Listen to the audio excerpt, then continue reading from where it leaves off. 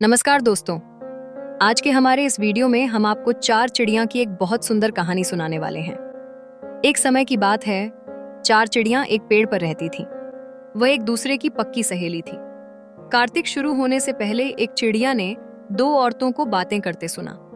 वो औरतें कार्तिक माह के व्रत फल और नियम की चर्चा कर रही थीं। चिड़िया को सुनकर बहुत अच्छा लगा।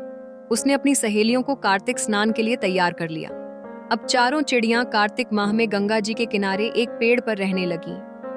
गंगा जी में नहाती, पूजन और व्रत करती। ऐसे ही पूरा कार्तिक माह बीत गया। प्रतिपदा के दिन उन्होंने खिचड़ी बनाने के लिए घी, दाल और चावल इकट्ठे किए और खिचड़ी बनाई। फिर सब नहाने चली गई। पहले एक चिड़िया नहाकर आई। उसे बहुत तेज भूख लगी थी। उसने खिचड़ी की भाप खा ली और सो गई। फिर दूसरी चिड़िया आई, आसाबाई। उसे भी नहाने के बाद बहुत भूख लगी थी।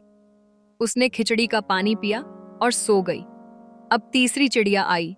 उसे भी अब बहुत तेज भूख लगी थी। उसने खिचड़ी खा ली और वह भी दोनों चिड़िया के साथ सो गई।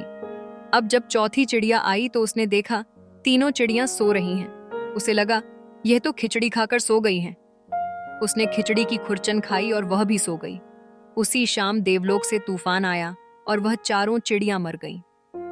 अगले जन्म में जिस चिड़िया ने भाप खाई थी वह राजा के घर राजकुमारी बनी।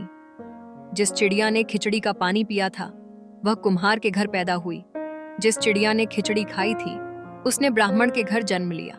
और जिस चिड़िया ने खुरचन खाई थी वह राजा के घर हथनी बनी। कुम्हार की लड़की राजा के महल में दासी बन गई और ब्राह्मण की लड़की राजकुमारी की सहेली बनी। राजकुमारी को अपने पिछले जन्म की सब बातें याद थीं। राजकुमारी का विवाह हुआ। जब वह विदा हुई तो राजा से बोली कि मैं अपनी सहेली और दासी को साथ ले जाऊंगी। राजा ने कहा, ठीक है। राजकुमारी फिर बोली, मैं इस हथनी को भी साथ लेकर जाऊंगी। राजा ने सैनिकों से कहा, हथनी को ले आओ। पर हथनी उठी ही नहीं। तो राजकुमारी ने हथनी के कान में जाकर अपने पिछले जन्म की सारी बात कही तो हथनी खड़ी हो गई। यह देखकर वह राजकुमार जो राजकुमारी को ब्याने आया था बोला, तुमने इसके कान में क्या कहा कि यह तुरंत खड़ी हो गई? मुझे बताओ तुम कौन हो? राजकुमारी ने उस राजकुमार को अपने पिछले जन्म की सारी बातें बता दी। राजकुमार बोला कि कार्तिक नहाने का इतना फल होता है कि चिड़िया को मनुष्य की योनि मिल जाए, तो हम भी इस वर्ष जोड़े से कार्तिक स्नान करेंगे और खूब दान पुण्य करेंगे। राजकुमार और राजकुमारी ने जोड़े से कार्तिक स्नान किया, जिसके फल स्वरूप इस लोक के सुखों को भोगते हुए अंत में उन्हें बैकुंठ की प्राप्ति हुई। हे ठाकुर जी महाराज जैसे राजकुमार और राजकुमारी को बैकुंठ का वास दिया। इस कहानी को कहते सुनते और हुक्कार भरते सभी पर अपनी कृपा करना बोलिए। कार्तिक महाराज की जय। कार्तिक माह व्रत फल नियम।